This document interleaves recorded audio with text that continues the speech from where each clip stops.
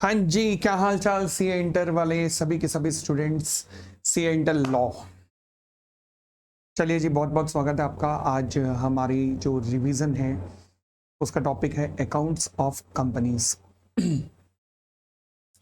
यानी कि हम सेक्शन 128 से लेकर सेक्शन 138 तक के रिवीजन इस रिवीजन राउंड में करने वाले हैं। तो सबसे पहले चलिए जी शुरू करते हैं हम सेक्शन 128 से। सेक्शन 128 जिसका टाइटल है books of account etcetera to be kept by the company. हाँ जी, books of account, not financial statement, ध्यान रखना, बुक्स ऑफ अकाउंट्स। तो बुक्स ऑफ अकाउंट्स कौन कौन से बुक्स ऑफ अकाउंट्स मेंटेन करनी पड़ती है कंपनी को और कहाँ कहाँ मेंटेन करनी पड़ती है। चलिए, ये क्या कहता है सेक्शन, कहता है हर कंपनी को मेंटेन करनी पड़ेगी। कहाँ पर मेंटेन करनी पड़ेंगी? अपने रजिस्टर्ड ऑफिस पे।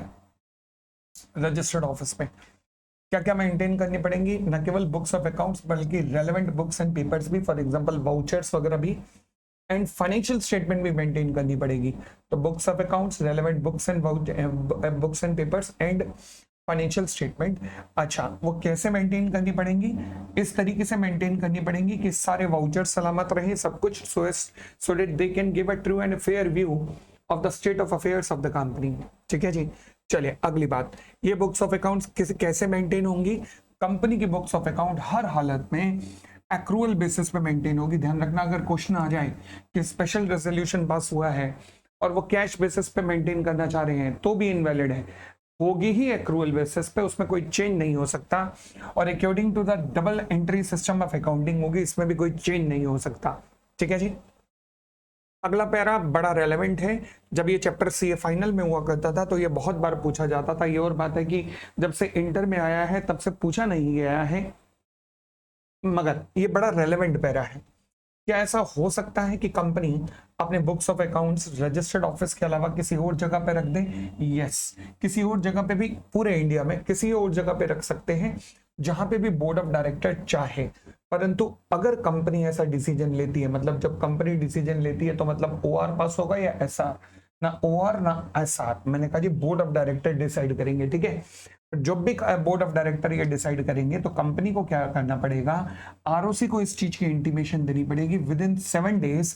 विद इन 7 डेज, जिस दिन बोर्ड इस बात का रेजोल्यूशन पास करेगा और कितने, कौन सा फॉर्म पास होगा, कौन सा फॉर्म आरओसी को सबमिट होगा, इसके लिए फॉर्म नंबर एओसी 5। ठीक है जी, और आगे बढ़ते हैं। फिर उसके बाद कहता है जी electronic forms of the books. क्या ये पॉसिबल है? रूल नंबर 3 है, ध्यान रखना इलेक्ट्रॉनिक फॉर्म का। हाँ जी, क्या ये पॉसिबल है कि कंपनी इलेक्ट्रॉनिक फॉर्म्स में बुक्स ऑफ अकाउंट्स मेंटेन करे? हाँ, ये पॉसिबल है। अच्छा, इलेक्ट्रॉनिक फॉर्म में बुक्स ऑफ अकाउंट्स मेंटेन होंगे तो क्या वो इंडिया में ही मेंटेन होंगे? लॉ कहता है मुझे इसकी दिक्कत नहीं है कि वो कहाँ मेंटेन हो रहे हैं, बट मुझे इस चीज की चिंता है कि दे शैल रिमेन एक्सेसिबल इन इंडिया। यानी कि बुक्स ऑफ अकाउंट्स कहीं भी रखो, चाहे इंडिया में रखो या इंडिया के बाहर, चाहे इंडिया में मेंटेन करो या इंडिया में के बाहर मेंटेन करो, but they should remain, they must remain accessible in India.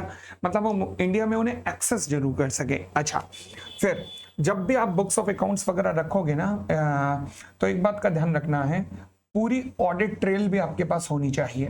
Audit trail का मतलब है, अगर मान लीजिए एंट्री देखकर कल को ऑडिटर आपसे मांगे कि हाँ जी वाउचर कहाँ है, तो आपके पास वाउचर होना चाहिए। फॉर एग्जांपल किसी ट्रांजैक्शन का अप्रूवल मांगे तो आपके पास अप्रूवल होना चाहिए। यानी कि सब कुछ ए टू जेड कंपनी इस तरीके का सॉफ्टवेयर यूज करना, जो भी आप अकाउंटिंग सॉफ्टवेयर यूज कर रहे हो उसके अंदर एक चीज इंश्योर करना कि उसके अंदर सारी की सारी ऑडिट ट्रेल, मतलब किसी भी ट्रांजैक्शन की पूरी ऑडिट ट्रेल, उस पे सारे अप्रूवल, उसके सारे वाउचर्स, वो सब वहां पर सॉफ्टवेयर के अंदर रिकॉर्ड हो सके। ठीक हो गई इतनी बात, और आगे बढ़ते हैं। फिर कहता है जी books of accounts and other relevant books and papers retained किस फॉर्म में किए जाएंगे? Completely in the format in which they were originally generated, sent और रिसीव्ड। मतलब आप पीडीएफ वगैरह में भी इनको मेंटेन कर सकते हो in a format which shall present accurately the information generated, sent और रिसीव्ड। ठीक है जी, और आगे बढ़ते हैं, स्टोरेज वगैरह की बात करते हैं। जो भी इंफॉर्मेशन इलेक्ट्रॉनिक रिकॉर्ड्स के अंदर सेव की गई है, जो भी कंपनी का सॉफ्टवेयर यूज कर रहे हो, वो ऐसी होनी चाहिए कि कंपनी जब चाहे उसे एक्सेस जरूर कर सके, और न केवल वो इस लायक हो कि एक्सेस की जा सके बल्कि वो स्टोर भी हो सके सिस्टम के ऊपर, उसे प्राप्त रिट्रीव भी किया जा सके और उसे डिस्प्ले भी किया जा सके। मतलब इस तरीके से कोई भी इंफॉर्मेशन स्टोर होनी चाहिए जो भी आप सॉफ्टवेयर यूज कर रहे हो। ठीक है जी, आगे, और उसका प्रिंट आउट भी लिया जा सके। यस, इस तरीके का आपने सॉफ्टवेयर यूज करना है। आगे अगली बात, क्या ये रिकॉर्ड्स आप डिलीट भी कर सकते हो? नहीं, जब तक लॉ ना कहे तब तक डिलीट नहीं करना। और सेक्शन 128 कहता है कि भैया आपको 8 साल तक तो मेंटेन करना ही करना है, अभी आगे चल के कहेगा।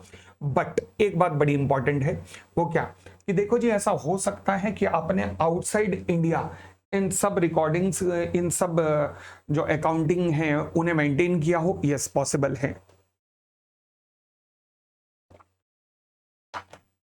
अच्छा, क्या ये पॉसिबल है कि आपने आउटसाइड इंडिया इन्हें मेंटेन किया हो? यस, पॉसिबल है। तो फिर इंडिया का भी एक सर्वर ले लो जिसपे इनका बैकअप जरूर रखना।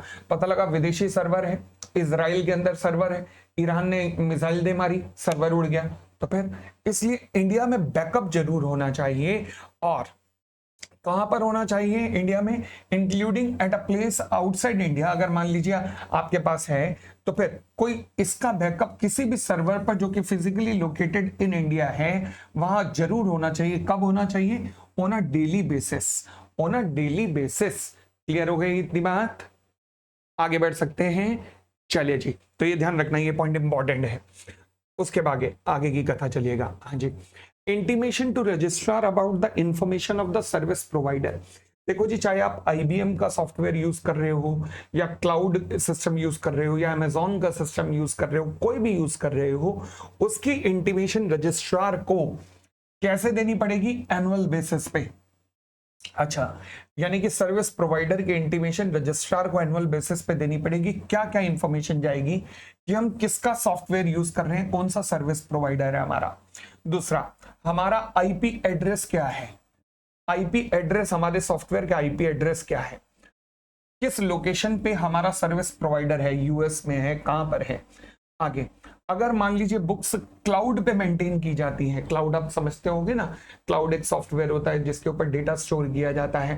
तो फिर क्लाउड का एड्रेस क्या है जो कि सर्विस प्रोवाइडर ने हमें प्रोवाइड किया है? आप अगर क्लाउड का, अगर आप छोटा सा सब्सक्रिप्शन भी लेते हो तो भी आपको एक सर्वर एक एड्रेस मिलता है, वो आपका आप प्रोवाइड कर दो ROC को। Where the service provider is located outside India, the name and address of the person in control of the books of accounts and other books and papers in India। तो कौन India में इन books of accounts वगैरह में होने वाली हर एक entry को देखता है, उस व्यक्ति का भी हमें पता कर दो। ये नॉर्मली कोई कंपनी का CFO या फिर होल टाइम डायरेक्टर्स में से कोई एक होगा। तो ये सारी इंफॉर्मेशन आपको ROC को प्रोवाइड करनी है। ये रेलेवेंट है काफी पॉइंट। आगे अब कुछ क्वेश्चंस एनालिसिस से आए हैं। Will it be possible for a company to prepare and maintain its books of accounts outside India? Yes, very much possible, provided they shall remain accessible in India। पहली बात है, plus उनका backup Indian server पर लिया जाना चाहिए on a daily basis, ये दूसरी बात है। तो ये दो चीजें ध्यान रखनी पड़ेंगी। ठीक है जी। बट अगर मैं कहूं कि क्या ये पॉसिबल है कि फिजिकल फॉर्म में अगर बुक्स ऑफ अकाउंट्स मेंटेन रखे गए हैं, अगर books of accounts physical form में मेंटेन किए गए हैं तो उन्हें भी आउटसाइड इंडिया रख दें? नहीं, ये पॉसिबल नहीं है, ये संभव नहीं है। अगर फिजिकल फॉर्म में है तो फिर रजिस्टर्ड ऑफिस पे या फिर किसी भी और एड्रेस पे जहां बुक्स ऑफ जहां बोर्ड ऑफ डायरेक्टर चाहेंगे वहां पर हो सकते हैं, but outside India physical form में मेंटेन नहीं हो सकता। आगे बढ़ते हैं। चलिए जी, फिर आगे कहता है proper books of accounts in relation to the branch of company. हाँ जी, अगर मान लीजिए ब्रांच में कोई भी ट्रांजैक्शन होती है तो उसके रिकॉर्ड्स कहां पर रखे जाएंगे? Shall be kept at that branch office. तो वो केवल ब्रांच पे ही रखे जाएंगे, बट उनकी एक समराइज्ड रिटर्न बनाकर आप क्वार्टरली इंटरवल पर अपने कंपनी के ऑफिस को भेजेंगे, या तो रजिस्टर्ड ऑफिस को या फिर अगर बोर्ड ऑफ डायरेक्टर ने कोई और ऑफिस डिसाइड किया है तो उसे भेजेंगे। कब भेजेंगे? क्वार्टरली इंटरवल पे भेजेंगे। ध्यान रखना, अगर जो भी ब्रांच में ट्रांजैक्शन हो रही है उसकी समराइज रिटर्न क्वार्टरली बेसिस पे आ जानी चाहिए। फिर आगे कहता है पर्सन हु कैन इंस्पेक्ट। हाँ जी, कौन इंस्पेक्ट कर सकता है कंपनी के बुक्स ऑफ अकाउंट्स को? तो लॉ कहता है इट मे बी इंस्पेक्शन में be carried out by the directors during the business hours. During the business hours. Clear हो गई इतनी बात? आगे बढ़ते हैं। ऐसा नहीं कि रात को 11 बजे छापा मार रहे हो आप कंपनी में, अबे डायरेक्टर हो कोई वो ईडी वाले नहीं हो, एनफोर्समेंट डायरेक्टरेट नहीं हो, ध्यान रखना। अगली बात, ये इंस्पेक्शन कहां पर होनी चाहिए? कंपनी के रजिस्टर्ड ऑफिस पे ही कर सकते हो, या फिर अगर कोई और ऑफिस डिसाइड किया गया है तो फिर वहां पर इंस्पेक्शन कर सकते हो। और आगे बढ़ते हैं, और आगे बढ़ते हैं। हाँ जी, दूसरी बात, मैंने कहा जी डायरेक्टर इंस्पेक्शन कर सकता है। अभी हमने कहा क्या एक मेंबर जिसके पास 90% शेयर है, क्या वो भी इंस्पेक्शन कर सकता है? अगर वो डायरेक्टर है तो कर सकता, नहीं तो नहीं कर सकता।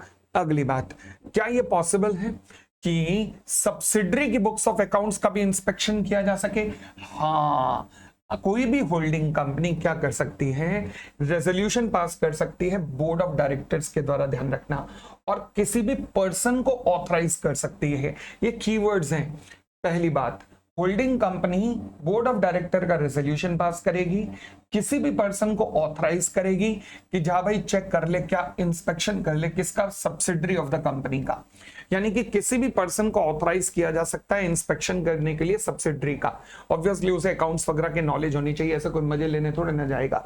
चलिए फिलहाल आगे बढ़ते हैं। ये कहता है जी ऐसा है कि कुछ भी जो आउटसाइड इंडिया मेंटेन है वो रजिस्टर्ड ऑफिस पे चले जाना चाहिए एट द क्वार्टरली इंटरवल। वो क्वार्टरली इंटरवल पर रजिस्टर्ड ऑफिस चले जाना चाहिए। मतलब किसकी बात कर रहा है? फॉर एग्जांपल, अगर आप मान लीजिए किसी ब्रांच आउटसाइड इंडिया में कोई भी आप डिटेल वगैरह रख रहे हैं, तो उसका जो बैकअप है वो पीरियोडिक बेसिस पे, क्वार्टरली बेसिस पे लिया जाना चाहिए। क्वार्टरली बेसिस पे क्या किया जाना चाहिए? उसका बैकअप वगैरह इंडियन सर्वर वगैरह पे लिया जाना चाहिए। ये वाली बात कर रहा है। आगे बढ़ते हैं। कहता है where any other financial information maintained outside India, outside the country is required by the director. हाँ जी, ये बड़ा रेलेवेंट पॉइंट है। कहता है मान लीजिए कंपनी का डायरेक्टर कहता है कि मुझे वो जो कंपनी की ब्रांच आउटसाइड इंडिया है ना, उसकी इंफॉर्मेशन चाहिए, तो क्या ऐसा हो सकता है कि डायरेक्टर वहां की सारी इंफॉर्मेशन वगैरह चेक कर सके? यस, हो सकता है, पॉसिबल है। इसके लिए डायरेक्टर को रिक्वेस्ट सबमिट करनी पड़ेगी। किसको? कंपनी को। अच्छा, कंपनी को जब वो रिक्वेस्ट सबमिट करेगा तो कंपनी क्या करेगी? उसकी रिक्वेस्ट के बाद 15 दिन के अंदर अंदर उसे इंस्पेक्शन के लिए अवेलेबल करवाएगी। अब एक बात ध्यान रखना, क्या डायरेक्टर ये कह सकता है कि मेरी टांग टूट गई है, मेरा हाथ टूट गया है, या फिर मैं अपने साथ किसी और को लाना चाहता हूं? नहीं, किसी भी हालत में, किसी भी हालत में, किसी भी हालत में इसका इंस्पेक्शन किसी को डेलीगेट नहीं किया जा सकता। तो इसका मतलब अगर मान लीजिए कोई ब्रांच ऑफिस आउटसाइड इंडिया है, उसके रिकॉर्ड्स अगर आप इंस्पेक्ट करने का ये जो अधिकार है डायरेक्टर, तुम डेलीगेट किसी को नहीं कर सकते। क्या ये पॉसिबल है कि जो इंडिया के रिकॉर्ड्स हैं उनका डेलीगेशन हो जाए? No no no. तो यानी कि डायरेक्टर को जो पावर है inspection of the books of accounts के अंडर सेक्शन 128 सबसेक्शन 3, इसका मतलब है वो डेलीगेट हो ही नहीं सकती, हो ही नहीं सकती। ठीक है जी, और आगे बढ़े। चलिए अगली बात, यस, हाँ जी, क्या ऐसा पॉसिबल है कि मेंबर, अगर मैं कहूँ, ये एनालिसिस वाला बॉक्स है, ध्यान रखना। हाँ जी, क्या ये पॉसिबल है कि मेंबर बुक्स ऑफ अकाउंट्स का इंस्पेक्शन कर सके? हमने कहा केवल एक के सिनेरियो में पॉसिबल है, होल्डिंग और सब्सिडरी में। क्योंकि होल्डिंग में मैंने कहा कि बोर्ड ऑफ डायरेक्टर जो है वो किसी भी पर्सन को ऑथराइज कर सकते हैं कि जा एक्सेस कर ले भाई सब्सिडरी के बुक्स ऑफ अकाउंट्स। अच्छा, अगर मैं होल्डिंग सब्सिडरी छोड़ दूं तो क्या उसके अलावा ये पॉसिबल है? लॉ कहता है हाँ, उसके अलावा भी ये पॉसिबल है। कब? जब regulation 89 of table F apply हो जाएगी। अब रेगुलेशन 89 ऑफ टेबल एफ क्या कहती है? रेगुलेशन 89 ऑफ टेबल एफ पहली बात एप्लीकेबल होती है उन कंपनीज को जिनकी शेयर कैपिटल होती है। अब रेगुलेशन 89 क्या कहती है? टेबल एफ क्या है? एक standard form of the article of association है। अब इस टेबल एफ का रेगुलेशन नंबर 89 कहती है कि कंपनी बुक्स ऑफ अकाउंट्स का इंस्पेक्शन मेंबर को दे सकती है। होल्डिंग सब्सिडरी के केस के अलावा कंपनी चाहे तो बुक्स ऑफ अकाउंट्स का इंस्पेक्शन किसी भी मेंबर को दे सकती है, अगर ये राइट लॉ में कहीं लिखा है, ये राइट बोर्ड ऑफ डायरेक्टर ने ऑथराइज किया है, या फिर ये राइट मेंबर्स ने ऑथराइज किया है, किसी व्यक्ति को, किसी मेंबर को मेंबर के रेजोल्यूशन के द्वारा ऑथराइज किया गया है। ठीक हो गई इतनी बात। बट सपोज अगर मैं कहूं ए लिमिटेड एक कंपनी है, मिस्टर राम होल्ड करते हैं 72% शेयर्स, ये इंस्पेक्ट करना चाहते हैं बुक्स ऑफ अकाउंट्स। अच्छा, आर्टिकल कहता है कि हम टेबल एफ को नहीं मानते, वी एक्सक्लूड टेबल एफ। अब अगर आर्टिकल टेबल एफ को नहीं मानता तो फिर भाई साहब जब टेबल एफ लगी नहीं रही तो कहां से अधिकार मिलेगा? इसका मतलब in spite of having 72% shares, Ram can not inspect, no Ram can not inspect at all. Clear हो गई इतनी बात? चलिए अगली बात, एम्प्लॉय टू कॉपरेट। हाँ जी, कहता है जब हम बात करेंगे ना इंस्पेक्शन की, तो इंस्पेक्शन का राइट किसको है? डायरेक्टर को है। तो डायरेक्टर को इंस्पेक्शन का राइट है, या कुछ केसेस में मेंबर को भी है। तो इंस्पेक्शन के लिए कंपनी के एम्प्लॉयज को पूरी तरह से मदद करनी पड़ेगी, वो मदद करने से मना नहीं कर सकते। Next point, period of maintenance. हाँ जी, कंपनी के बुक्स ऑफ अकाउंट्स कितने टाइम पे के लिए मेंटेन होंगे? लॉ कहता है जी for a minimum period of 8 financial year, 8 immediate preceding financial year, यानी कि कितना हो गया? Current year plus 8 preceding financial year, ध्यान रखना इस तरीके से। परंतु अगर मान लीजिए किसी कंपनी का इन्वेस्टिगेशन चल रहा है, अगर किसी कंपनी का इन्वेस्टिगेशन चल रहा है तो सेंट्रल गवर्नमेंट वहां पर ज्यादा पीरियड प्रिस्क्राइब कर सकती है। जैसे सत्यम की बात करूं तो अभी 2022 में जाके उसके बुक्स ऑफ अकाउंट्स डिस्ट्रॉय किए गए हैं। 2008 से इन्वेस्टिगेशन शुरू हुआ था, तो 12 और 2 14 साल तक, 14 ईयर्स तक रखे गए थे। ठीक है, अगली बात, अगर मान लीजिए कंपनी 8 साल से कम की एग्जिस्टेंस है, तो फिर तो जितने पीरियड की भी कंपनी की एग्जिस्टेंस है उन सभी पीरियड का ये रखा जा सकता है। ठीक हो गई इतनी बात भी। आगे फिर ये पेनल्टी है, पेनल्टी रेलेवेंट है, ध्यान रखना इसकी पेनल्टी 129 की पेनल्टी दोनों याद करनी है। कहता है कि following persons are responsible for the maintenance of the books of accounts. किस किस की रिस्पॉन्सिबिलिटी होगी maintenance of books of accounts? Managing director की responsibility, whole time director in charge की रिस्पॉन्सिबिलिटी, सीएफओ की रिस्पॉन्सिबिलिटी, और कोई भी पर्सन जो कि बोर्ड ऑफ डायरेक्टर के द्वारा ऑथराइज किया गया है। तो इनमें से किसी व्यक्ति को पकड़ा जाएगा कि ये रिस्पॉन्सिबल होगा कंपनी के बुक्स ऑफ अकाउंट्स को मेंटेन करने के लिए, और अगर 128 में कोई भी गड़बड़ हुई तो इनमें से ही किसी को पकड़ के पेला जाएगा। तो if any of the person contravene करते हैं तो इनको पनिशेबल विद फाइन किया जाएगा, जो कि कम से कम 50,000 रुपए से लेकर 5 लाख रुपए तक फाइन जा सकता है। ये हुआ हमारा सेक्शन 128 पूरे का पूरा। अब हम आते हैं अगले सेक्शन की तरफ जिसका नाम है सेक्शन 129। चलिए अगले सेक्शन की शुरुआत करते हैं जी। अगला सेक्शन है सेक्शन 129 जो बात करता है फाइनेंशियल स्टेटमेंट की। क्या कहता है भाई फाइनेंशियल स्टेटमेंट? अच्छा, पहले 128 बात करता था बुक्स ऑफ अकाउंट्स की। बुक्स ऑफ अकाउंट मतलब cash book, ledger, sales book, purchase book वगैरह। But section 129 is about financial statement. Financial statement means balance sheet, profit and loss, board, ये चीजें। चलिए, तो फाइनेंशियल स्टेटमेंट पहली बात क्या होनी चाहिए? शैल give a true and fair view. ये बात सेक्शन 128 में भी लिखी गई थी। दूसरी बात, फाइनेंशियल स्टेटमेंट में अकाउंटिंग स्टैंडर्ड का पालन किया जाना चाहिए। तीसरी बात, फाइनेंशियल स्टेटमेंट शेड्यूल 3 के मुताबिक होनी चाहिए। तो ये तीनों कीवर्ड्स हैं, ध्यान रखना। फाइनेंशियल स्टेटमेंट किस तरीके से मेंटेन की जाएगी। उसके बाद ये जो सेक्शन 129 में लिखी गई बात है, ये तीनों बातें ये तीनों की तीनों बातें शेड्यूल 3 से रिलेटेड वगैरह बातें, अकाउंटिंग स्टैंडर्ड वगैरह से रिलेटेड बातें। तो ये कहता है ये कुछ कंपनीज पे नहीं लगेंगी। क्यों? क्योंकि इनके लिए अपने कानून बने हुए हैं। किस किस पे नहीं लगेगी? Like insurance company, banking company, electricity generation company और other class of the company जिनके लिए स्पेसिफिक फॉर्मेट प्रोवाइड किए गए हैं। ठीक है जी, चले जी। तो फिर आगे बढ़ते हैं। Laying of the financial statement. हम सेक्शन 102 के अंदर पढ़ चुके हैं कि बिजनेस दो तरीके के होते हैं, एक होता है ऑर्डिनरी बिजनेस और एक होता है स्पेशल बिजनेस। ऑर्डिनरी बिजनेस के अंदर भी सबसे पहला ऑर्डिनरी बिजनेस क्या है कि जब भी एजीएम होती है तो एजीएम के अंदर मेंबर के सामने सबसे पहले रखा जाता है फाइनेंशियल स्टेटमेंट, ताकि मेंबर्स उस फाइनेंशियल स्टेटमेंट को कंसीडर करें एंड उसे अप्रूव करें, यानी कि अडॉप्ट करें। तो यानी कि मेंबर्स के सामने फाइनेंशियल स्टेटमेंट को रखा जाता है। तो वही बात यहाँ पे भी 129 में लिखी हुई है कि हर एजीएम के अंदर बोर्ड ऑफ डायरेक्टर ये इंश्योर करेंगे कि फाइनेंशियल स्टेटमेंट को मेंबर्स के सामने रखा जा रहा है। ठीक है जी, अगली बात अब आती है इंपॉर्टेंट बात। 129 सबसेक्शन 3 कंसोलिडेशन की बात करता है। कहता है जी अगर कंपनी की सब्सिडरीज भी हैं और एसोसिएट भी हैं तो कंपनी अपनी फाइनेंशियल स्टेटमेंट तो बनाएगी, उसके अलावा कंपनी एक कंसोलिडेटेड फाइनेंशियल स्टेटमेंट भी बनाएगी जिसमें कंपनी प्लस उसके सब्सिडरी प्लस एसोसिएट प्लस जेवी सब कुछ इंक्लूड कर दिया जाएगा। अब जेवी लिखने की जरूरत वैसे है नहीं क्योंकि एसोसिएट लिखा तो एसोसिएट कंपनी की डेफिनेशन में जेवी वैसे ही आता है, तो जेवी भी इंक्लूड किया जाएगा। ठीक है जी, आगे अब जब मेंबर के सामने लेट रखी जाएगी, फाइनेंशियल स्टेटमेंट रखी जाएगी, तो फाइनेंशियल स्टेटमेंट किसकी रखी जाएगी? फाइनेंशियल स्टेटमेंट न केवल कंपनी की रखी जाएगी बल्कि कंसोलिडेटेड फाइनेंशियल स्टेटमेंट भी मेंबर्स के सामने रखी जाएगी, यानी कि member will provide the approval, their approval to the financial statement of the company as well as the consolidated financial statement. तो मेंबर इन चीजों पर अप्रूवल प्रदान करेंगे। फिर आगे कंपनी क्या करेगी?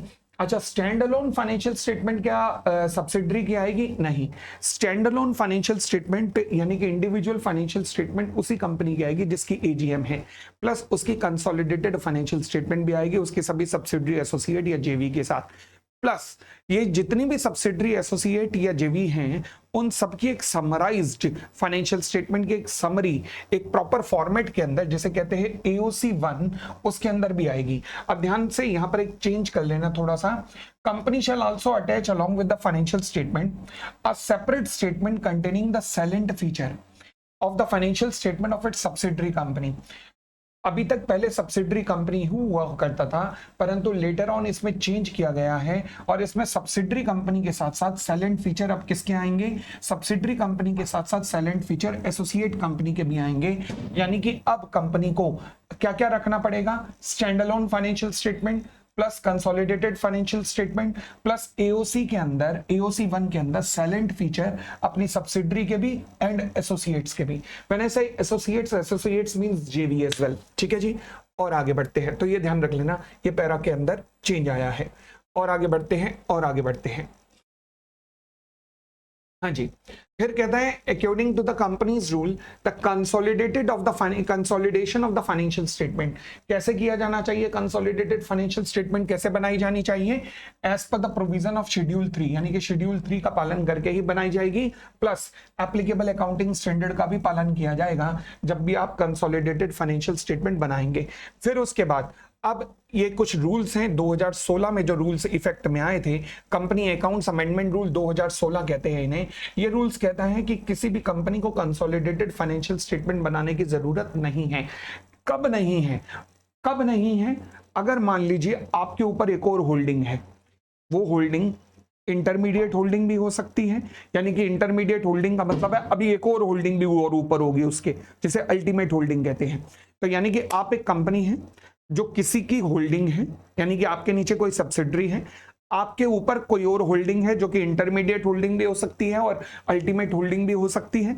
आप कंसोलिडेशन से एग्जम्प्ट करते हैं, हम आपको कंसोलिडेशन से एग्जम्प्ट करते हैं, यानी कि आपको अपनी सब्सिडरी के साथ कंसोलिडेशन करने की जरूरत नहीं है अगर आपकी इंटरमीडिएट होल्डिंग या आपकी अल्टीमेट होल्डिंग कंपनी कंसोलिडेशन कर रही है।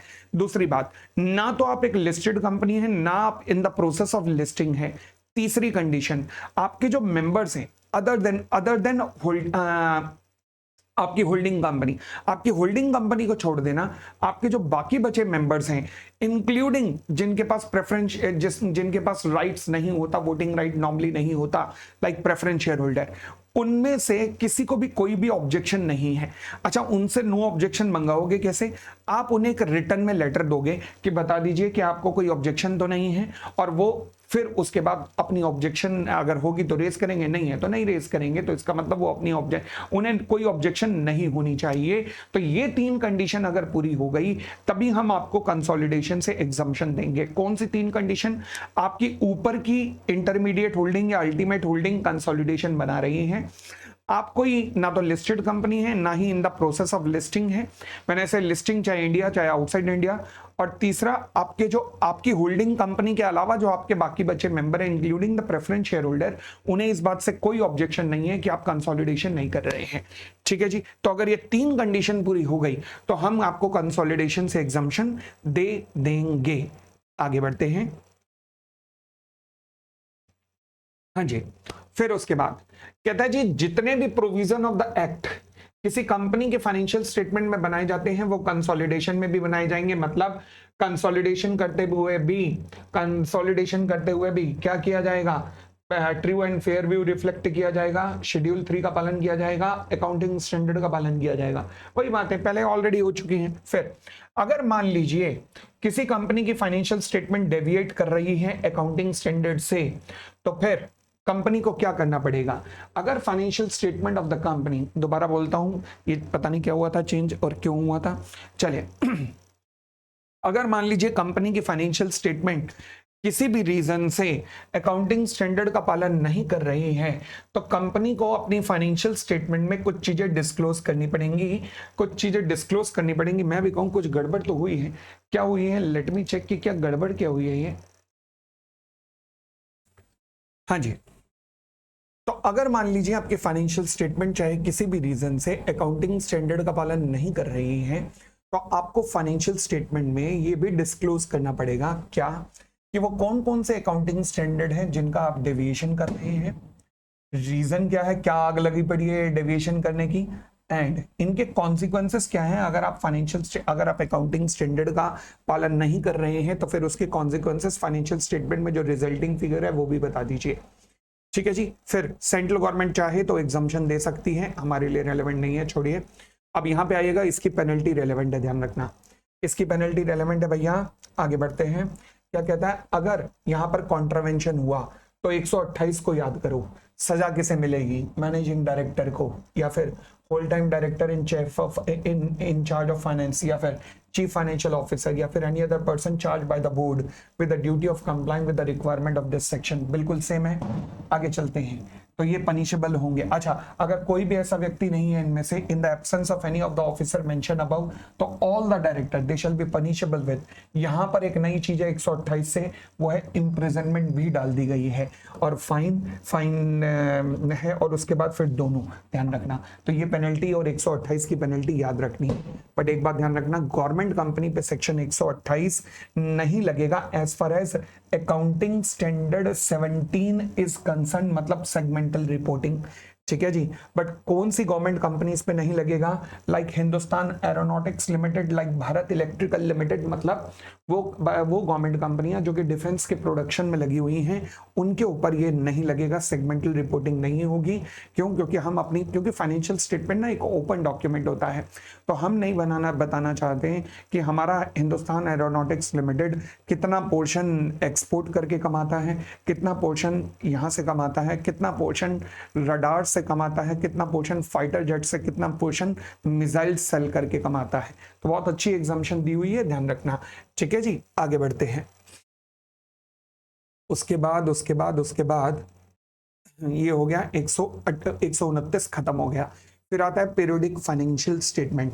अब पीरियोडिक फाइनेंशियल स्टेटमेंट, खैर ये सेक्शन ऐसे ही बातें करता है कि वो क्लास ऑफ कंपनी जो कि प्रेस्क्राइब होगी वो ये बनाएगी, जो कि प्रेस्क्राइब होगा वो इतने पीरियड में बनाएगी जो कि प्रेस्क्राइब होगा। मतलब पूरा सेक्शन प्रेस्क्राइब के अंदर ही चला गया बस। चलिए फिलहाल क्या कहता है central government required such class और classes of the unlisted company. तो एक बात तो पक्का है कि ये सेक्शन किसके ऊपर लगता है, अनलिस्टेड कंपनी के ऊपर लगता है। उन अनलिस्टेड कंपनी को कह सकती है टू प्रिपेयर करिए financial result of the company on such periodic basis and in such form as may be prescribe, यानी कि पीरियोडिक बेसिस पे आपको अपनी फाइनेंशियल स्टेटमेंट बनानी पड़ेगी। अभी तक क्या होता है, सभी की सभी अनलिस्टेड कंपनियां ईयरली बेसिस पे बनाती हैं और लिस्टेड कंपनियां क्वार्टरली बेसिस पे बनाकर न्यूज़पेपर के अंदर पब्लिश करती हैं। अब ये सेक्शन कहीं ना कहीं कुछ पब्लिक लिमिटेड कंपनियों को सबसे पहले पकड़ के उन्हें कहेगा कि आपको भी क्वार्टरली बेसिस पे बनानी चाहिए, फिर लेटर ऑन प्राइवेट कंपनी पे भी आएगा, बट इसमें टाइम लगेगा, इन सभी रूल्स नोटिफाई होने में अभी टाइम लगेगा। ठीक है ना। चलिए फिलहाल कहता है जी to prepare the financial statement on such periodic basis and in such form as may be prescribe. उसके अलावा to obtain the approval of the board of director and complete the audit और लिमिटेड रिव्यू। देखो एक होता है audit, अब भारत की कुछ लिस्टेड कंपनियां ऐसी हैं जो क्वार्टरली बेसिस पे फाइनेंशियल स्टेटमेंट बना के उनका ऑडिट भी करती हैं। बेहतरीन class of company like Infosys, like Reliance, like आपका टीसीएस, ये क्लास ऑफ कंपनीज।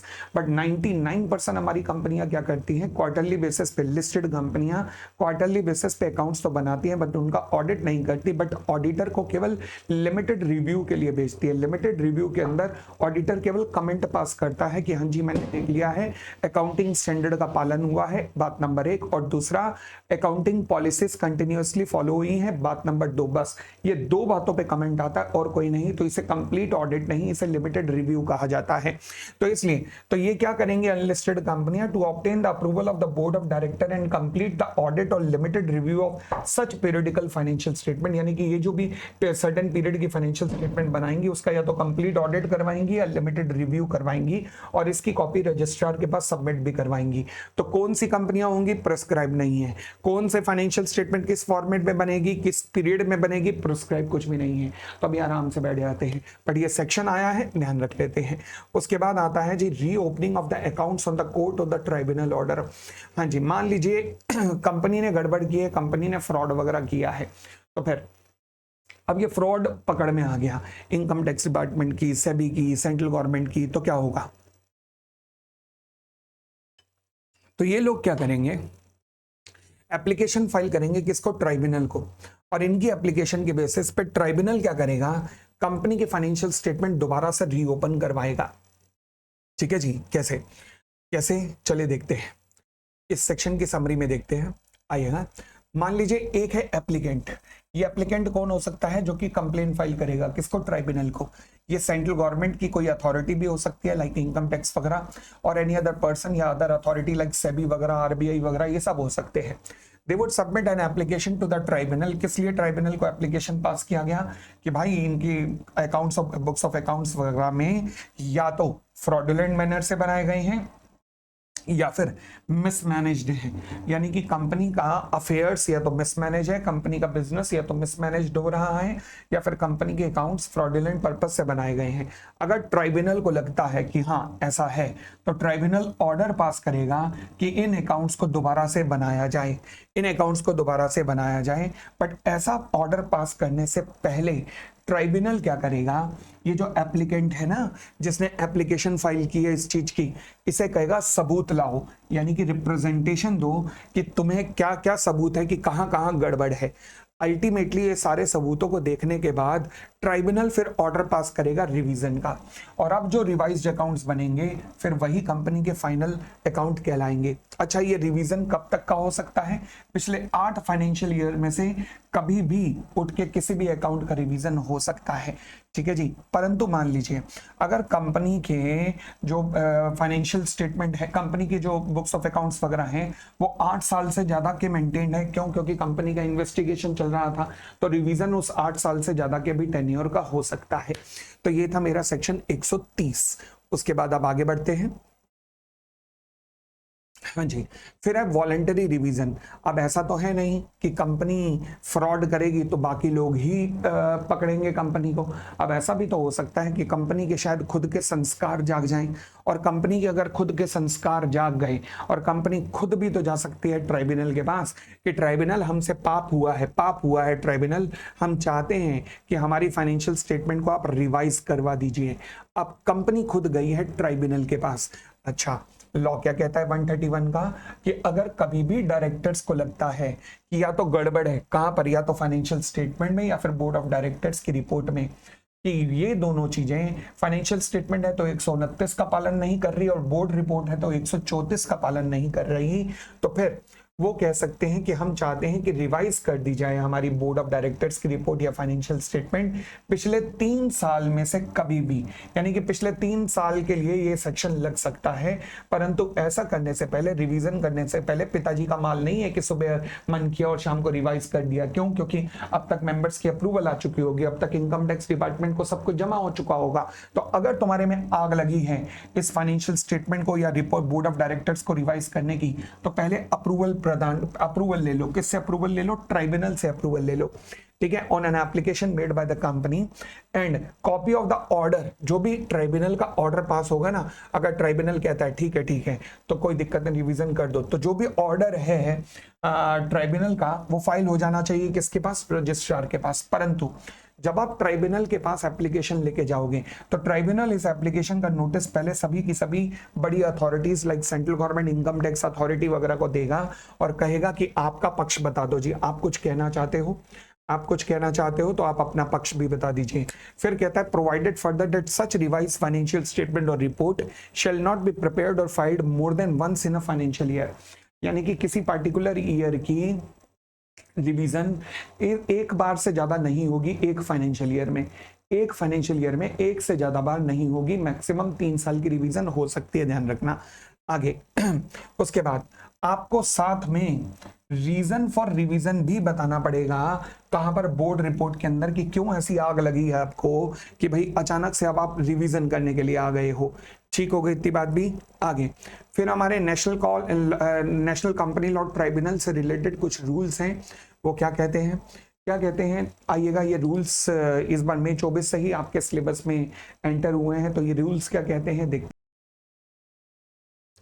अब ये रूल्स एक्चुअली कहते क्या हैं, ये रूल्स बताते हैं कि जब ट्राइब्यूनल के पास आप एप्लीकेशन लेके जाएंगे तो किस तरीके से एप्लीकेशन लेके जाएंगे, उस एप्लीकेशन के अंदर क्या क्या होगा, और कुछ और फॉर्मेलिटीज़ भी एप्लीकेशन से पहले निभानी पड़ेंगी। उसके अलावा आपको एक पब्लिकेशन करना पड़ेगा, जब भी ट्राइब्यूनल के पास आपकी हेयरिंग की डेट है ना, उसके कम से कम 14 दिन पहले आपको एक एडवर्टाइजमेंट भी करनी पड़ेगी।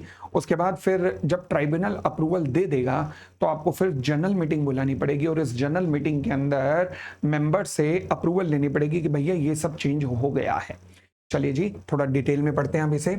रूल नंबर 77 क्या कहता है, rule number 77 of the national company law tribunal rule है, कंफ्यूज मत हो जाना, company accounts of the company rules मत लिखाना, यहाँ पर एनसीएलटी के रूल्स हैं, क्योंकि यहाँ पर एप्लीकेशन टू ट्राइब्यूनल का प्रोसीजर बताया जा रहा है। कहता है जी application shall contain the following particulars, namely कौन से फाइनेंशियल ईयर से रिलेटेड आप अकाउंट्स को रिवाइज करना चाहते हैं। दूसरी बात, हमें नाम एंड कॉन्टेक्ट डिटेल उस एमडी का या सीएफओ का या डायरेक्टर, कंपनी सेक्रेटरी और ऑफिसर का बता दीजिए जो कि उस वक्त था जब ये बनाए गए थे, फॉर एंड मतलब जो रिस्पॉन्सिबल था इनको बनाने के लिए। थर्ड, अगर मान लीजिए ये बुक्स ऑफ अकाउंट्स ऑडिटेड थे तो फिर ऑडिटर कौन था, name and contact detail of auditor. अभी हम आगे बढ़ेंगे कि उस ऑडिटर को भी पूरा सुना जाएगा कि बेटा तेरे से मिस्टेक कैसे हुई। नेक्स्ट, बोर्ड रेजोल्यूशन हमें दिखाइए जहां पर ये कहा गया है रिवीजन करना चाहते हैं। फिर क्यों आप रिवीजन करना चाहते हैं हमें उसका रीजन भी बता दीजिए। Last point, sorry last point कह रहा हूं, इस पेज का लास्ट पॉइंट। आगे, अगर मान लीजिए मेजॉरिटी ऑफ द डायरेक्टर आपकी इस एप्लीकेशन को मूव करने से पहले कंपनी में चेंज हुए हैं, तो यानी कि दाल में ज्यादा ही गड़बड़ है। इनफैक्ट रुको, दाल ही काली है। अच्छा, अगर majority of the directors of the company या फिर ऑडिटर भी चेंज हुए हैं इस डिसीजन से पहले, तो फिर ये फैक्ट भी जरा डिस्क्लोज कर देना एप्लीकेशन में कि अच्छा इसका मतलब पुराने पाप किसी के थे, आप लोग अब गंगा स्नान करने आ रहे हो। ओके, अब आगे क्या होगा, कंपनी को एक एडवर्टाइजमेंट करनी पड़ेगी कम से कम 14 दिन पहले इस हियरिंग की डेट से, ताकि आम जनता को सूचित कर दो कि हम ऐसा रिवीजन करने जा रहे हैं। ट्राइब्यूनल अब ऑडिटर को बुलाएगा कोर्ट के अंदर और उसकी हियरिंग होगी। आगे, सारे गवाहों और बयानों को मद्देनजर रखते हुए ट्राइब्यूनल को जो सही लगेगा वो ट्राइब्यूनल एक एप्रोप्रिएट ऑर्डर पास कर देगा।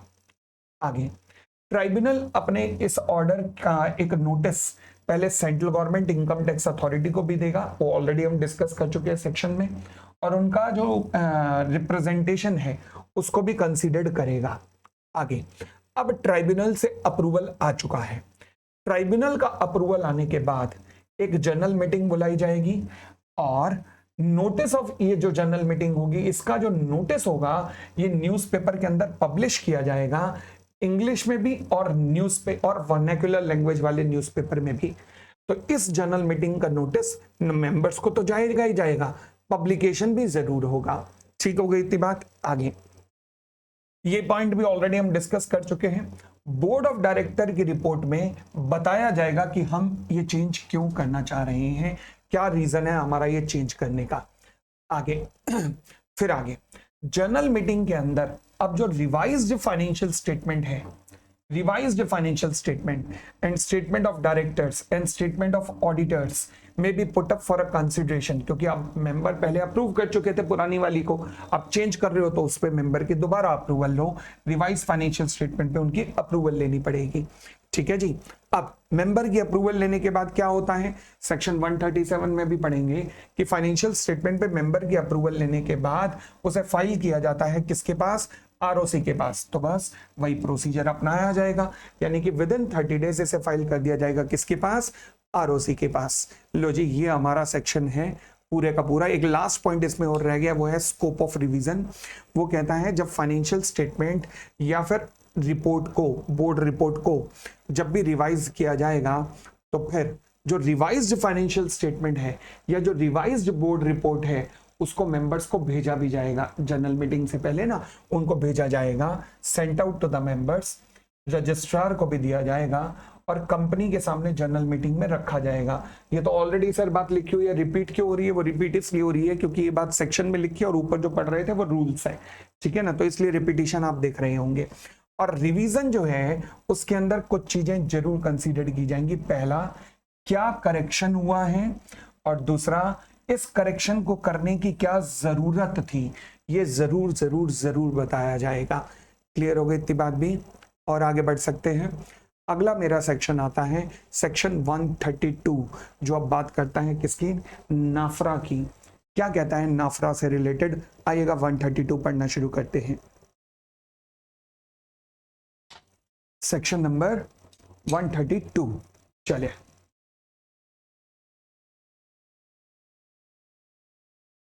तो हमारा अगला सेक्शन है जी सेक्शन 132, कॉन्स्टिट्यूशन ऑफ नाफरा। नफरा भी, NFRA भी कह सकते हो, या हम आसानी के लिए इसे बार बार अब नाफरा कहेंगे। ठीक है, नेशनल फाइनेंशियल रिपोर्टिंग अथॉरिटी। ये है क्या, ये मैं कह सकता हूँ कि एक तरीके का चार्टर्ड अकाउंटेंट्स के लिए एक तरीके का हंटर वाला मास्टर है एक तरीके से, आई वुड से। भाई जब तक ICI था ना तब तक वो कृष्ण की भांति अर्जुन को, यानी कि अपने चार्टर्ड अकाउंटेंट्स को बचा के रखता था। बट ये हंटर वाले बाबा ने क्या किया है, चार्टर्ड अकाउंटेंट और ICI के बीच में से ICI को अलग कर दिया है और कहा है कि आज के बाद अगर आपका मेंबर कोई गड़बड़ करेगा तो अब हम देखेंगे उसे। और ये यानी कि चार्टर्ड अकाउंटेंट के CA इंस्टीट्यूट के रोल को यहाँ भी खत्म किया है इसने। इसके अलावा अभी तक जितने भी अकाउंटिंग स्टैंडर्ड या स्टैंडर्ड ऑन ऑडिटिंग वगैरह बनते थे वो कौन बनाता था, हमारा ICI बनाता था। अब ICI का रोल केवल ये है कि वो ड्राफ्ट करेगा, ड्राफ्ट करके इनके पास ले जाएगा, नाफरा के पास, और नाफरा ही सेंट्रल गवर्नमेंट से अप्रूवल लेगा। नाम किसका होगा, नाफरा का। मेहनत कौन कर रहा है, हमारा ICI। तो ये थोड़ा गलत हो गया कहीं ना कहीं। Over a period of time जो डिफरेंट स्कैम्स हुए हैं उससे फ्रस्ट्रेट होकर गवर्नमेंट ने नाफरा को बीच में डाल दिया, ICI और अपने बीच में सेंट्रल गवर्नमेंट ने इस अथॉरिटी को डाल दिया है। ठीक है जी। तो अब सबसे पहली बात, नाफरा के रोल क्या है।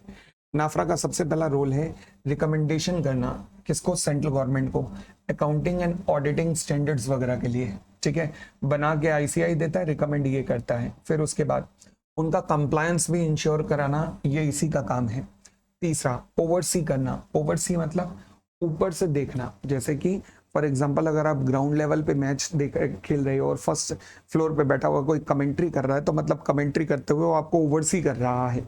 तो ओवरसी मतलब ऊपर से वॉच करना। Oversee the quality of the service of the professional and suggest the measures for the improvement in the quality. तो यानी कि ये तीनों काम किसके हैं, नाफरा के हैं। और perform such other function as may be prescribe. बस इतने काफी हैं यार, आगे चलते हैं। अब नाफरा में कौन कौन आता है, नाफरा का कॉन्स्टिट्यूशन, हालांकि थोड़ा रट्टाफिकेशन इसमें ज़्यादा है, बट फिर भी अगर इंस्टीट्यूट में अगर किसी का दिमाग फिर गया एग्जामिनर का तो वो एक क्वेश्चन बना सकता है। हालांकि वो अगर मान लीजिए जिसने भी ये क्वेश्चन बनाया, इसका मतलब वो एक्सट्रीम लेवल का ढक्कन होगा, इसका मतलब वो एक्सट्रीम लेवल का बदतमीज होगा, क्योंकि इस क्वेश्चन को मतलब किसी भी एंगल से CA इंस्टीट्यूट से, CA इंटर के स्टूडेंट से ना पूछे जाने वाला क्वेश्चन होगा कि नाफरा का कॉन्स्टिट्यूशन बताइए, क्या बदतमीजी है। बट फिर भी क्योंकि पास्ट में कई बार कुछ एग्जामिनर ऐसा कर देते हैं, नाकाबिल लोग जो उनके पास बनाने के लिए क्वेश्चन नहीं होते तो वो ऐसी हरकत कर देते हैं, तो मान के चलना हो सकता है। नाफरा में कौन कौन आएगा? चेयरपर्सन होगा। कौन होगा? चेयरपर्सन, जिसके पास एक्सपर्टाइज होनी चाहिए ऑब्वियसली। भाई साहब अकाउंटिंग, ऑडिटिंग, फाइनेंस, लॉ, इनसे रिलेटेड एक्सपर्टाइज होनी चाहिए। अच्छा, ये जो चेयरपर्सन साहब है इसका अपॉइंटमेंट कौन करेगा? सेंट्रल गवर्नमेंट करेंगी। उसके अलावा चेयरपर्सन के अलावा बाकी मेंबर्स भी होंगे जो कि 15 से ज्यादा नहीं होने चाहिए, और ये इसमें पार्ट टाइम मेंबर भी होंगे, कुछ ना कुछ फुल टाइम मेंबर भी होंगे। अच्छा, चाहे चेयरपर्सन हो या मेंबर हो, इनको एक डिक्लेरेशन देनी पड़ेगी कि इनका कहीं से भी कन्फ्लिक्ट ऑफ इंटरेस्ट नहीं है, मतलब ये किसी भी ऑडिट फर्म वगैरह में नहीं करते, मतलब इंगेज नहीं है, इन्हें ये डिक्लेरेशन देनी पड़ेगी। आगे, चाहे चेयरपर्सन हो या फिर फुल टाइम एम्प्लॉयमेंट में जो बैठे हुए मेंबर हैं, वो क्या करेंगे? Who are in the full time employment with the NFRA, वो किसी भी एंगल से एसोसिएट नहीं होने चाहिए कि during the course of their appointment और 2 years after ceasing to hold such appointment किसी भी ऑडिट फर्म के साथ। अच्छा, तो इसका मतलब ये है कि पार्ट टाइम मेंबर एसोसिएट हो सकता है। हाँ, पार्ट टाइम मेंबर किसी ऑडिट फर्म के साथ एसोसिएट हो सकता है, मगर कन्फ्लिक्ट ऑफ इंटरेस्ट उसका नहीं है, इसकी डिक्लेरेशन उसे भी देनी पड़ेगी। मतलब अगर मान लीजिए उसकी ऑडिट फर्म का केस आया तो वो उस मामले की सुनवाई नहीं करेगा, ठीक है। बट फुल टाइम मेंबर और चेयरपर्सन ना तो ड्यूरिंग द अपॉइंटमेंट ना even after 2 year from the date of such appointment किसी भी तरीके से इंगेज नहीं होंगे किसी भी ऑडिट फर्म के साथ। आगे फिर कहता है जी, following person shall be appointed as a part time member of the NFRA. हाँ जी, पार्ट टाइम मेंबर्स कहाँ कहाँ से पकड़े जाएंगे? पहला, 1 मेंबर रिप्रेजेंट करेगा मिनिस्ट्री ऑफ कॉर्पोरेट अफेयर्स को, जो कि उसका एक्स ऑफिशियो होगा। एक्स ऑफिशियो का मतलब क्या है कि वो मिनिस्ट्री ऑफ कॉर्पोरेट अफेयर में भी रह सकता है और वो यहाँ पर भी आएगा। जॉइंट सेक्रेटरी लेवल का मतलब बड़े लेवल का आदमी चाहिए। अच्छा, फिर एक मेंबर ऐसा होना चाहिए जो कंट्रोलर एंड ऑडिटर जनरल को रिप्रेजेंट करेगा। फिर जो not below the rank of accountant general और प्रिंसिपल डायरेक्टर होना चाहिए, यानी कि कैग में बड़ी पोस्ट पे होना चाहिए। ये भी एक्स ऑफिशियो, मतलब वहां पे भी रह सकता है, यहाँ पर भी रह सकता है। एक मेंबर आरबीआई का आएगा जो कि not below the rank of executive director होना चाहिए, ये भी एक्स ऑफिशियो होगा, मतलब वहां भी काम कर सकता है, यहाँ भी। फिर एक सेबी से आएगा, सेबी का भी एग्जीक्यूटिव डायरेक्टर एक्स ऑफिशियो। फिर आईसीआई के प्रेसिडेंट, ये एक्स ऑफिशियो होंगे। फिर चेयरपर्सन होंगे अकाउंटिंग स्टैंडर्ड बोर्ड के आईसीआई के, ये भी एक्स ऑफिशियो होंगे। फिर ऑडिटिंग बोर्ड के आईसीआई के, ये भी एक्स ऑफिशियो होंगे। 2 एक्सपर्ट लिए जाएंगे, अकाउंटिंग, ऑडिटिंग, फाइनेंसिंग और लॉ की फील्ड से 2 एक्सपर्ट उठाए जाएंगे। ये बनेगा कॉन्स्टिट्यूशन, ये इस तरीके से बनेगा। कौन इस तरीके से कौन आएंगे? पार्ट टाइम मेंबर्स आएंगे, ठीक है जी। चले और आगे बढ़ना शुरू करते हैं। अब नाफरा के पास क्या इन्वेस्टिगेशन से रिलेटेड पावर है? हाँ, पावर। इन्वेस्टिगेशन किसका इन्वेस्टिगेशन करेगा? ऑडिट फर्म का या फिर चार्टर्ड अकाउंटेंट्स का, उन दोनों को ही पकड़ के रगड़ेगा और क्या। तो फिर इन्वेस्टिगेशन की पावर है इसके पास, यस। मगर ये इन्वेस्टिगेशन कैसे कर सकता है? ये इन्वेस्टिगेशन सुओ मोटो भी कर सकता है, या अगर इसे सेंट्रल गवर्नमेंट कंप्लेन फाइल करती है तो वो भी कर सकता है। किन मैटर्स में ये इन्वेस्टिगेशन करेगा? प्रोफेशनल मिसकंडक्ट वाले मैटर में, कि इस चार्टर्ड अकाउंटेंट ने या इस फर्म ने ये प्रोफेशनल मिसकंडक्ट किया है, ठीक है जी। अगली बात, अगर एक बार केस नाफरा के पास आ गया तो भाई साहब खासकर मना किया है चार्टर्ड अकाउंट सीए इंस्टीट्यूट को कि तुम मुझे नहीं लोगे, यानी कि कोई भी और इंस्टीट्यूट या बॉडी फिर उस केस का इन्वेस्टिगेशन नहीं करेगा, क्योंकि इन्वेस्टिगेशन कौन कर रहा है? नाफरा। अब अगर नाफरा इन्वेस्टिगेशन कर रहा है तो इन्वेस्टिगेशन से रिलेटेड उसके पास कुछ पावर्स भी होनी चाहिए। पावर्स भी हैं तो पावर्स भी देनी पड़ेंगी, तो इसलिए लॉ मेकर्स ने उसे वो समस्त पावर दे दी हैं जो कि सिविल जजेस के पास होती हैं। सिविल जजेस के पास कहाँ कौन सी पावर होती है? सिविल जजेस के पास वो सारी पावर होती हैं जो कि कोड ऑफ सिविल प्रोसीजर 1908 के अंदर लिखी गई हैं। ये सारी पावर सिविल जजेस के पास होती हैं। अच्छा, कौन कौन सी पावर्स होती हैं सिविल जजेस के पास? वो आदेश जारी कर सकते हैं कि कोई भी डॉक्यूमेंट्स या कोई भी बुक्स ऑफ अकाउंट ढूंढो और उनके सामने पेश करो। उसके अलावा वो किसी भी व्यक्ति को समनिंग कर सकते हैं। समन करना आप जानते हैं कि अभी एक देश के बहुत बड़े राजनेता को कई बार समन किया गया था। समन मतलब इन्फोर्स करके बुलाना कि बेटा तुझे आना ही होगा, दिस इज कॉल्ड समनिंग। एक होता है नोटिस, देखो आ सकते हो तो आ जाओ, नहीं तो रिटर्न रिप्लाई कर दो। एक होता है समनिंग, बेटा तुझे आना ही होगा। And enforcing the attendance of the person and his examination on oath, और उसको एग्जामिन करवाया जा सकता है ओथ देकर, मतलब मैं शपथ खाता हूं, जो कहूंगा सच के सिवा कुछ नहीं कहूंगा, ठीक है। नेक्स्ट पॉइंट, इंस्पेक्शन कैरी किया जा सकता है किसी भी रजिस्टर का या किसी भी डॉक्यूमेंट का।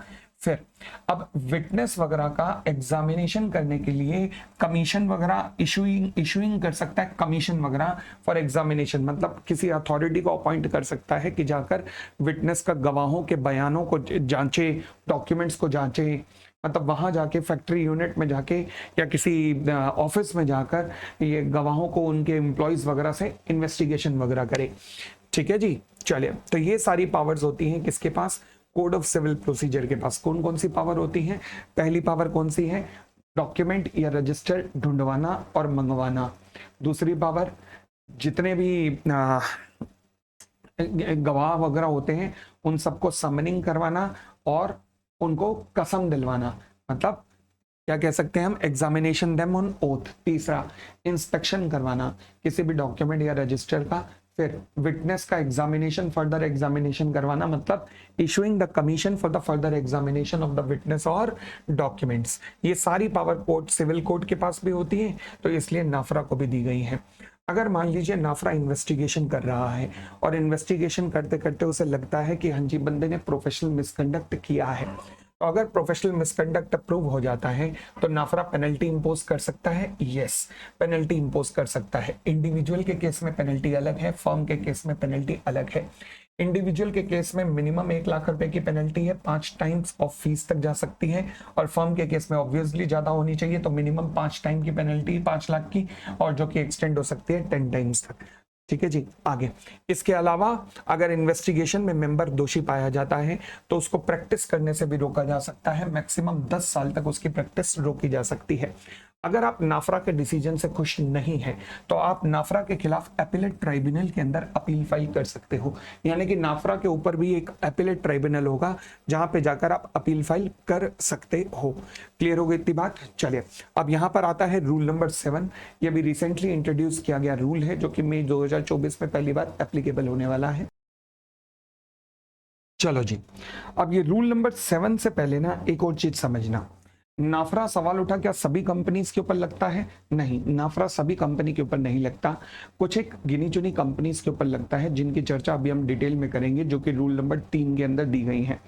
अब रूल नंबर 7 रूल नंबर 3 के साथ में लिंक है, मतलब जिन जिन कंपनीज के ऊपर नाफरा लगता है वहां पर नाफरा की उन कंपनीज में क्या क्या पावर होती हैं, तो देखिएगा, monitoring and enforcing the compliances with the accounting standard.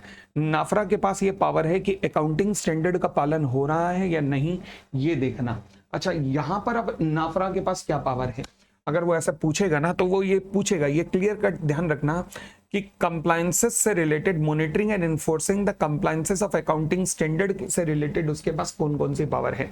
तो पहला, उसके पास पावर है कि वो रिव्यू कर सकता है financial statement of such company. मैंने से सच कंपनी का मतलब है जिनके ऊपर नाफरा लग रहा है, तो ये नाफरा उनकी फाइनेंशियल स्टेटमेंट रिव्यू कर सकता है, और कोई फर्दर इंफॉर्मेशन और एक्सप्लेनेशन हो तो वो भी मंगा सकता है।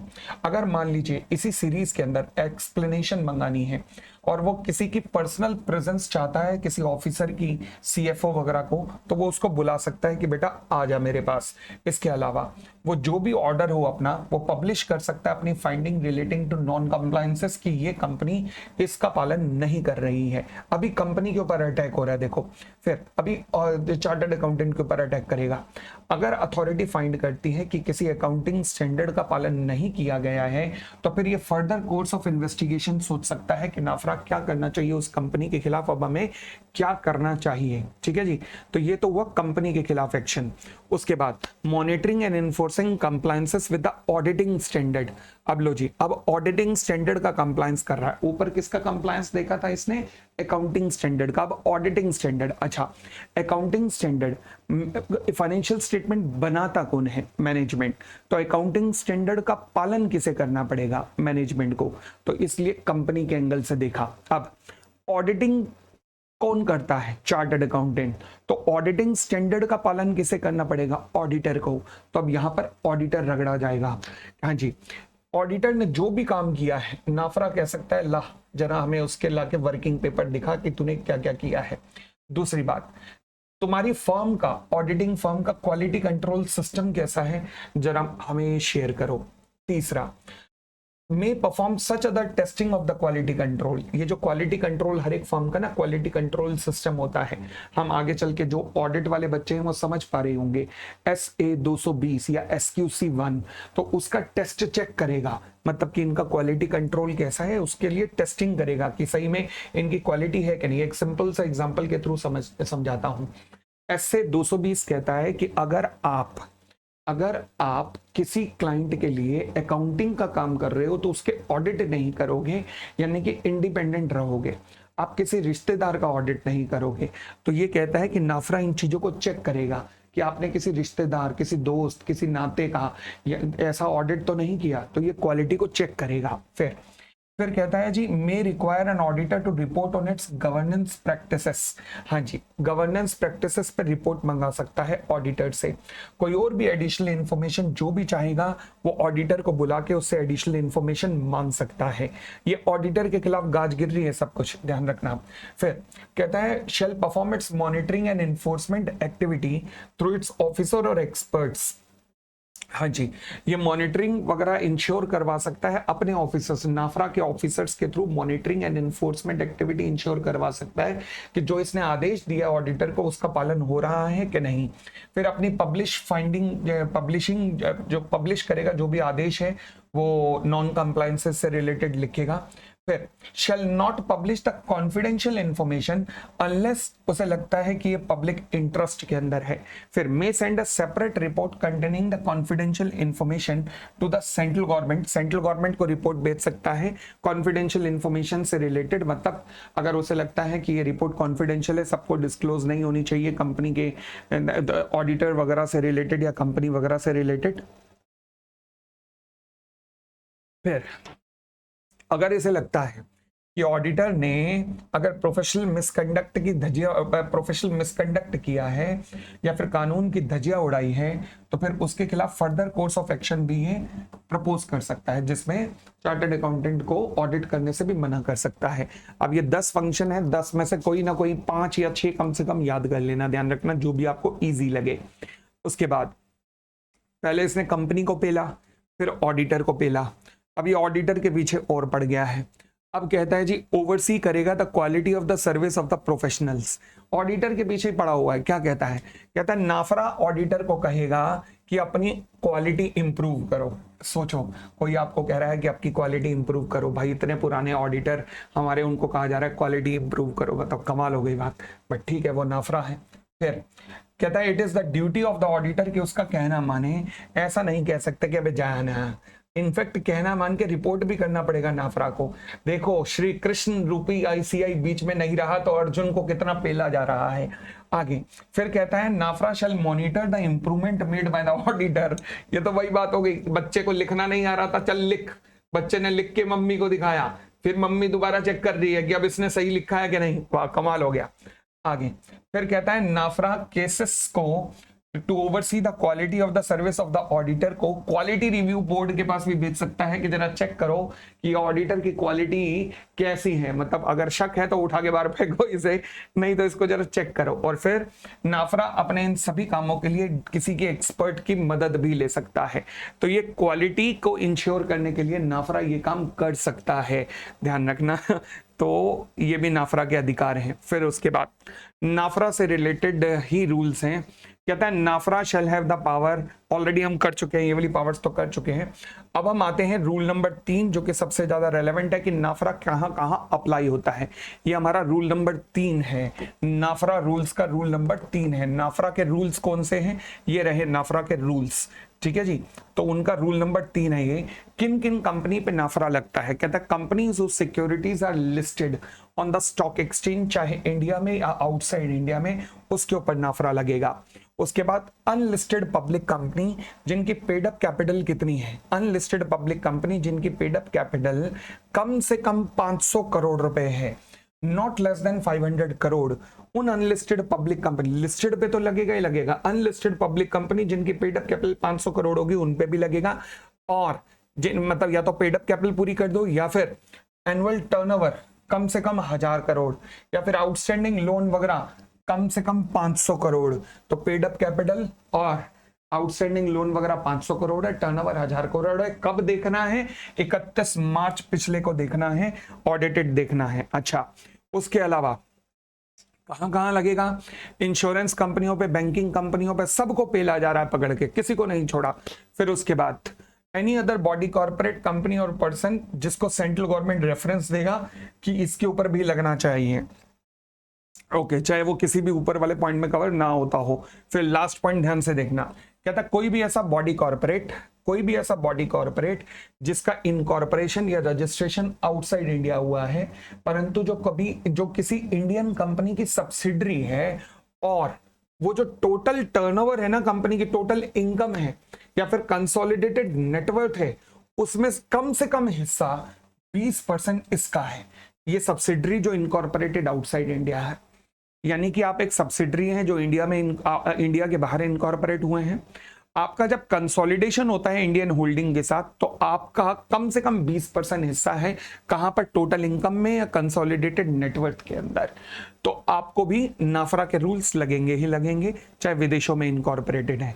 ठीक है जी। फिर उसके अलावा हर वो कंपनी जिसके ऊपर नाफरा नहीं भी लग रहा तो उसे भी 30 दिन के अंदर अंदर इन रूल्स के कमेंट्स होने के अपने ऑडिटर की डिटेल बतानी पड़ेगी कि हमारा ऑडिटर ये है। जिस दिन नाफरा के रूल्स आए थे ना, 1 महीने में 30 बड़ी बड़ी कंपनियों के ऑडिटर रिजाइन कर गए थे। उसके बाद कहता जी अगर एक बार नाफरा आपको लग गया, तो चाहे बेशक आपके टर्नओवर फिर नीचे गिर जाए, चाहे पेड अप कैपिटल नीचे गिर जाए, चाहे बोरोइंग नीचे गिर जाए, मगर ये अगले 3 साल तक कम से कम जरूर लगेगा। 3 साल तक जरूर लगेगा, चाहे आप लिस्टेड होना रुक जाओ, मगर ये अगले 3 साल तक जरूर रहेगा। चलिए, उसके बाद recommending the accounting standard and auditing standard. तो भाई for the purpose of recommending the as और एसए, ताकि उन्हें सेंट्रल गवर्नमेंट रिकमेंड कर सके, नाफरा क्या कराएगा? रिकमेंडेशन लेगा आईसीआई से, और आईसीआई से एडिशनल इंफॉर्मेशन भी मांग सकता है। मतलब आईसीआई को तो इन्होंने क्या बना दिया है, आईसीआई को क्या बना दिया है, सोच के देखना कि आईसीआई से इंफॉर्मेशन लेगा और आईसीआई से एडिशनल इंफॉर्मेशन लेगा, सेंट्रल गवर्नमेंट के पास लेके फाइल खुद अप्रूव करा के आएगा। वह कमाल हो गया। सेंट्रल गवर्नमेंट की नजर में हीरो कौन बना? नाफरा। मेहनत कौन कर रहा है? अपना बीडू, मतलब अपना आईसीआई। कमाल हो गई बात यार, कमाल हो गई बात। चलो जी,